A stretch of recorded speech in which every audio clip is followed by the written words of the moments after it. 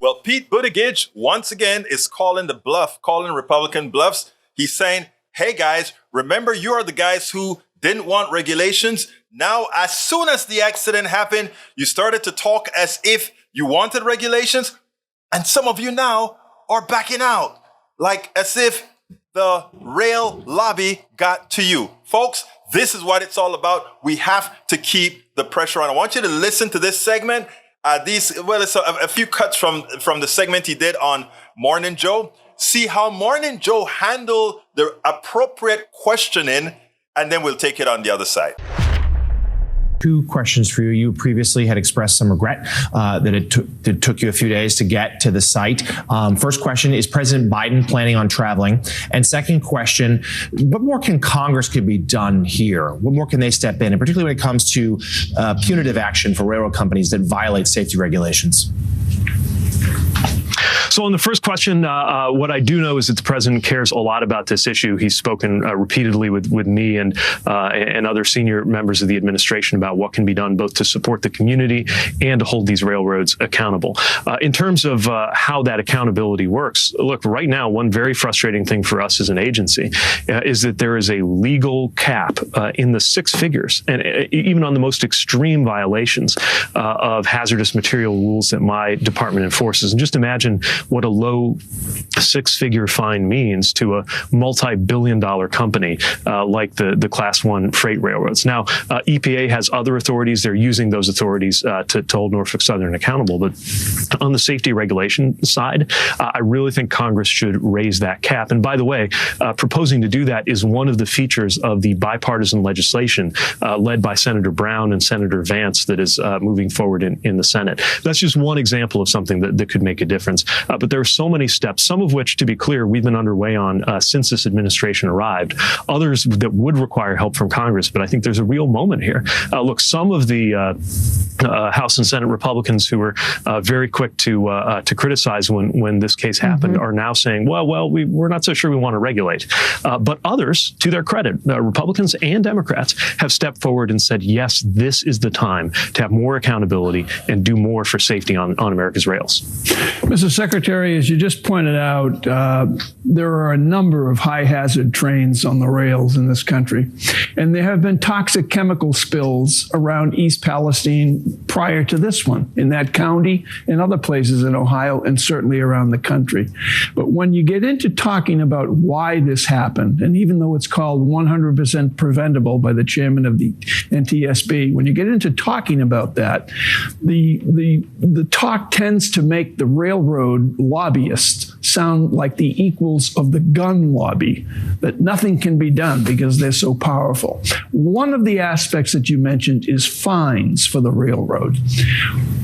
How are the fines set? What would this company have to pay as a fine, given they make millions of dollars? And what can be done to hike the fine up that it's mind-bogglingly high? Yeah.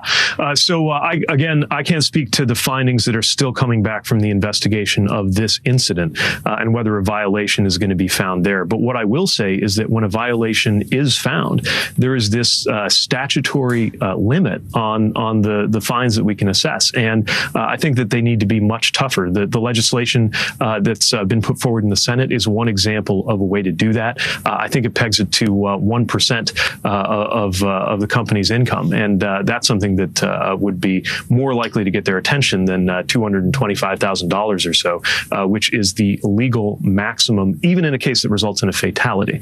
Now, again, I do want to say that there is other work being done on the EPA side to hold them accountable for the cleanup. That's already happening, and they're already paying for that. And by the way, that's an example of why we need a strong EPA. So a lot of the same voices who have been quick to get onto this issue were trying to dismantle the EPA just a couple of 3 years ago. And now we're seeing an example of how the EPA is delivering accountability and helping to make sure that Norfolk Southern cleans up the mess that it made. But here on the transportation policy side, whether we're talking about fines, whether we're talking about standards, whether we're talking about technology, there is clearly more to be done. And, the power of the railroad lobby is enormous. I've seen it for myself.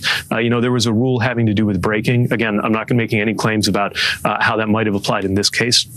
There was a rule about braking that was put in under the Obama administration in 2015.